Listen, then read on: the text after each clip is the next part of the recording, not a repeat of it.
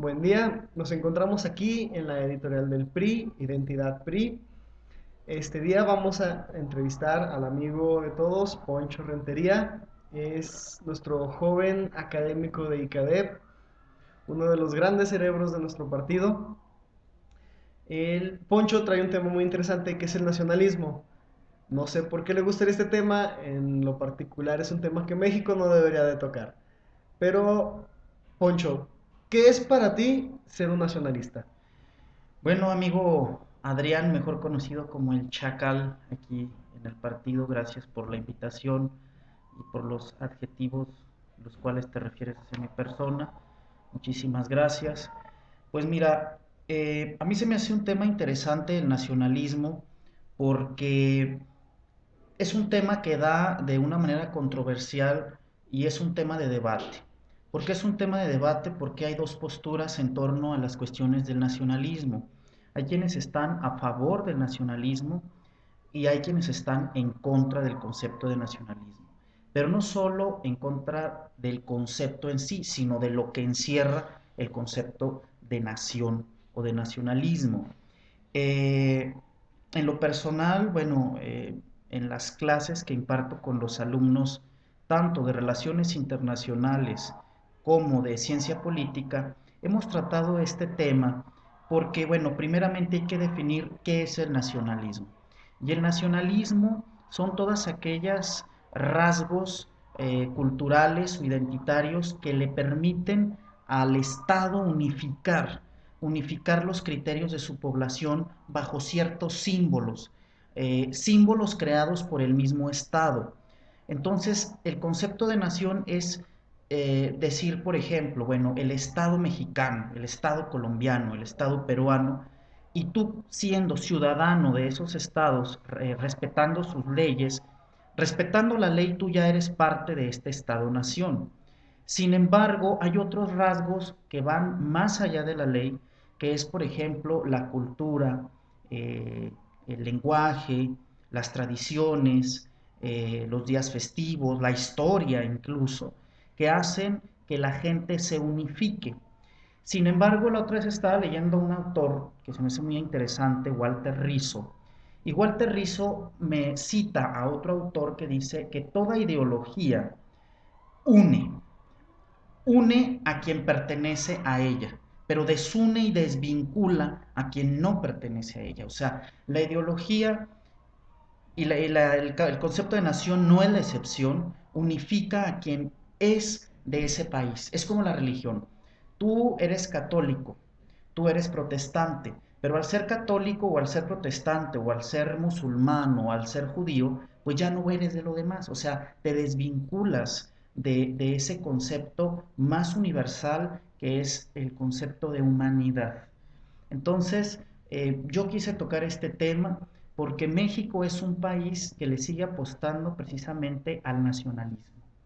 Y la otra vez me dio una lección una alumna, porque los puse a debatir quienes estaban a favor y en contra del nacionalismo, y una alumna que estaba en contra de este concepto decía, en México tenemos hasta en eso la doble moral del nacionalismo, porque por una parte, o sea, es es hasta un delito, por ejemplo, vilipendiar la bandera o maltratar la bandera como símbolo de este nacionalismo.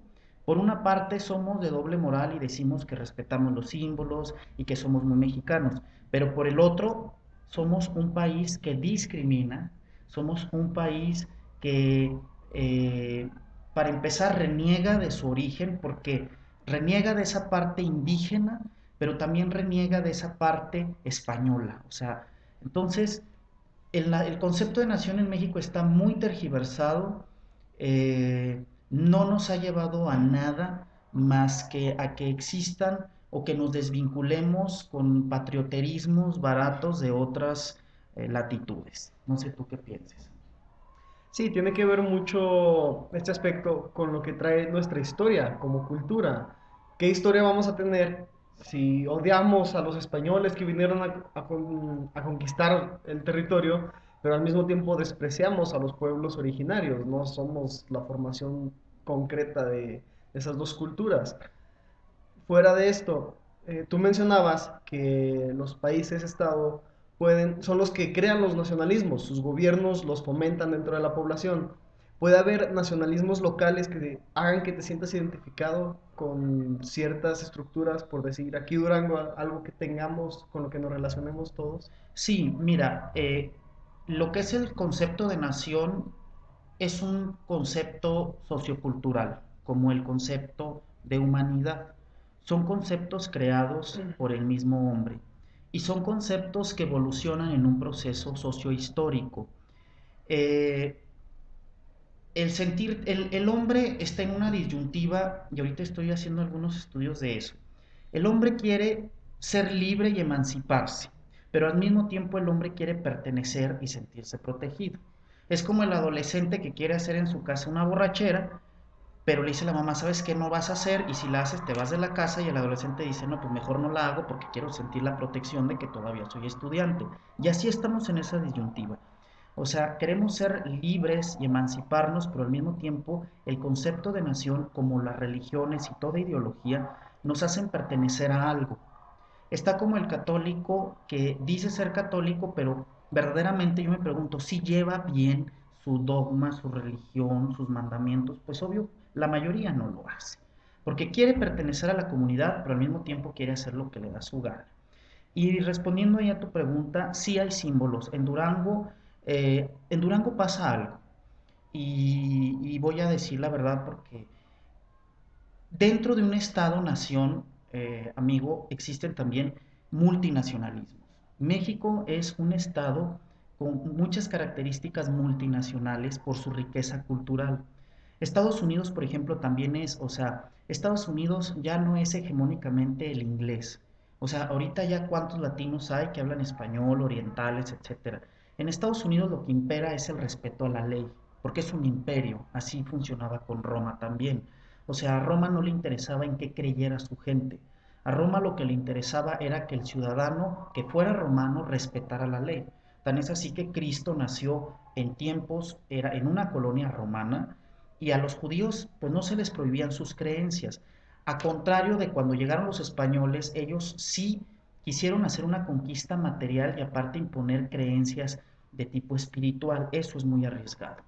Aquí en México hay un multinacionalismo enorme y esos nacionalismos provocan también un derecho que está consagrado en el derecho internacional, que es el derecho a independizarse.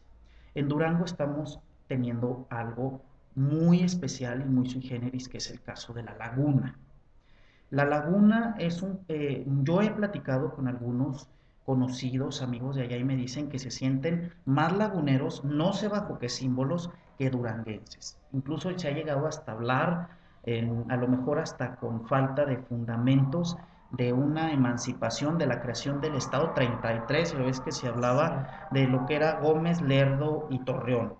¿Por qué? Porque es precisamente, son sentidos de unidad que se dan con el pasar del tiempo, que se dan con la convivencia diaria. En Durango algo que nos identifica, o cuál es el símbolo fundamental de Durango, un héroe de la historia, que es Pancho Villa, por ejemplo.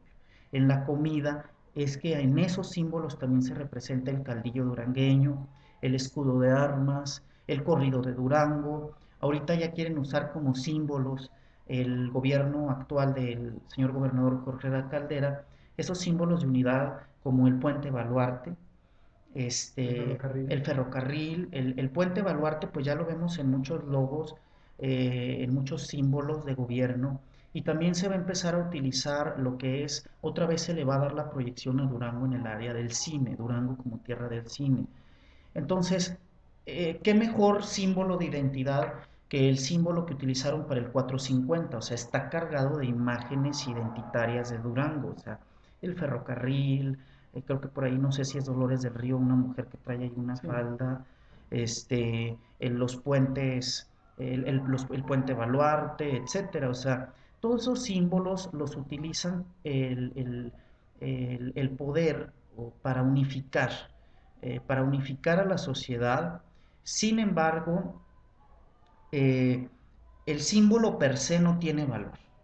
O sea, está como si yo le pongo a un hebreo, a un judío, la cruz de Israel, bueno, perdón, la estrella de David de 6 picos, y le pongo a un cristiano la cruz de Cristo. O sea, unos creen en una y otros en otra, pero a la inversa, los que no creen en el otro símbolo contrario, pues no hay ningún problema. O sea, por eso el símbolo, y es muy importante hablar de eso, el símbolo unifica a quien cree, pero el problema es que a quien no cree, ¿qué? Ahí tiene que entrar un principio que es precisamente la tolerancia.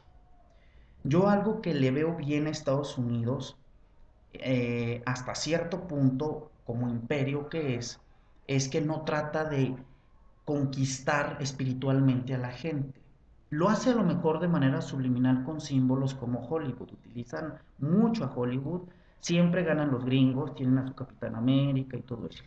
Pero verdaderamente, pues Estados Unidos, si tú te fijas, le permiten incluso a los latinos festejar a los mexicanos el Día de la Virgen de Guadalupe, el día del 15 de septiembre, la batalla del 5 de mayo, siendo mexicanos, estando en Estados Unidos.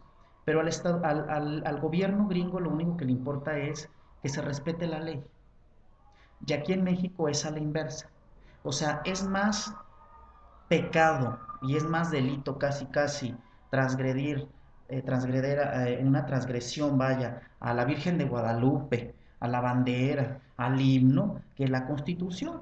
O sea, todo el mundo viola las leyes, no se respetan, la impunidad está todo lo que da. Ah, pero no me toques mis símbolos. O sea, es lo que te digo, o sea, es como que una doble moral, en ese sentido de que el símbolo pesa más incluso que la ley. Y los símbolos muchas veces no están bien definidos, como tú ya lo dijiste. ¿Qué pasa si la persona no cree? Actualmente y desde siempre se han tenido, por ejemplo, mencionaste a Pancho Villa, están todas las posturas carrancistas contra Pancho Villa. Eh, mencionas a Dolores del Río, hay mucha gente que dice es que Dolores del Río abandona México y nos deja a la deriva. O sea, existen todas esas posturas encontradas, ¿no? Pero más que esas posturas existe una más fuerte y me gustaría saber tu opinión sobre los que tienen la concepción de que México, su nacionalismo, es la selección de fútbol. Otro símbolo también, lo que pasa es que los símbolos también reflejan la calidad cultural o el nivel cultural del pueblo o del estado. Mira, no hay estudios antropológicos dicen y demuestran, no hay razas de razas, pero sí hay culturas de culturas. No hay razas de razas y tan es así que las razas más denostadas que han existido, y la otra vez que me acompañaste a grabar en el programa de Historia en Breve, y hablábamos de Juárez, o sea, Juárez viniendo de una raza muy denostada que es la raza indígena, logra ser presidente. Barack Obama viene de una raza afroamericana también muy denostada, muy discriminada y llega a ser presidente del imperio estadounidense. Sin embargo, sí hay culturas de culturas, o sea, eh, la idiosincrasia, que es otro tema muy interesante y que se ha escrito bastante del mexicano, es muy especial. O sea, el mexicano se dice que no está preparado, ni cree, ni funciona.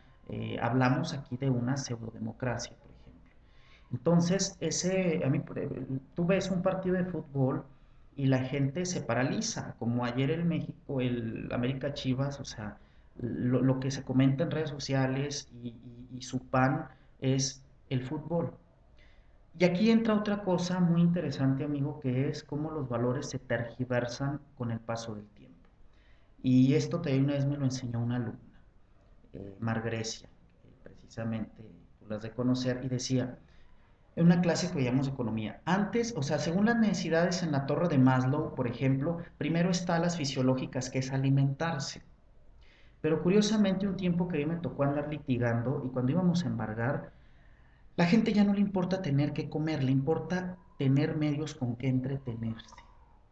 O sea, tú vas a las casas a embargar, no, donde no tienen ni piso firme, pero tienen unas televisiones que sacan en abonos chiquitos, o sea, aparatos de 20, 30 mil pesos enormes. O sea, no tienen para comer, pero sí tienen para entretenerse. Entonces, ahí es donde ves cómo hasta los valores me decía Mar, es que fíjate cómo la torre de Maslow ya se invirtió, porque la base ya es la imagen, el entretenimiento, el estar a gusto, el estar cómodo, aunque ya no tengas ni para comer. Y así es mucho el mexicano, o sea, es mucho de reírse de sus penas, de su desgracia. Decía Zunzunegui, yo no sé qué van, un autor, historiador, decía Zunzunegui en una conferencia, yo no sé qué van todos los 12 de diciembre a darle gracias a la Virgencita. O sea, gente que vive literalmente en la miseria, pues deberían de irle mejor a reclamar de por qué viven así. Pero así es nuestra cultura, amigo. No digo que sea mejor, que sea peor, pero pues está ahí la Virgencita de Guadalupe, está ahí lo que es la cuestión del fútbol mexicano. Yo les recomiendo mucho, el último que escribió de idiosincrasia mexicana se llama César Cancino en el 2010, ganó un premio de ensayo por el Bicentenario. César Cancino pues ha escrito también Octavio Paz, que estamos conmemorando su aniversario, su natalicio. También escribe a veces Denise Dresser, también ha escrito Alfonso Reyes, el mismo José Vasconcelos, pero el último y el que yo recomiendo últimamente es este señor eh, César Cancino, y dice precisamente que el mexicano, una de sus características es que verdaderamente la democracia como que no funciona, o sea, es muy disfuncional por la forma en la que somos poco participativos, nos interesa más la diversión que la cosa No es pública. nuestra ideología. No, no, la verdad es que no. Y te digo, yo le apuesto más a el ser universal. Y el ser universal es que independientemente que seas priista, petista, perredista, católico, musulmán, judío, del América, del Chivas, eres un ser humano.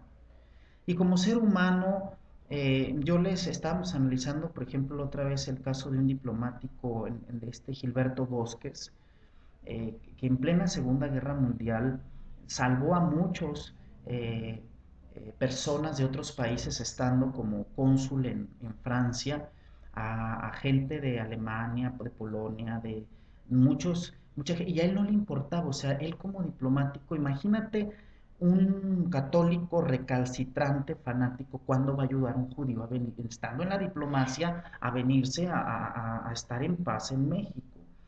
Entonces, yo le apuesto más a ese concepto de universalidad, que todos tenemos derechos, que todos tenemos obligaciones, que las fronteras se las ha creado el mismo hombre, la religión también es un producto sociocultural, la misma cultura, el arte, o sea, y son engañosos y son peligrosos. Y hemos visto, amigo, que por nación, por esos conceptos de nación, ha habido infinidad de atrocidades y de muertes. Tenemos ya esta noche la participación de nuestro amigo Poncho Rentería. Interesante tema de los nacionalismos, muchos otros temas que derivaron de este para hablar en próximos bloques. Esperemos nos vuelvas a acompañar pronto. Y con esto me despido, internautas. Bye. Gracias.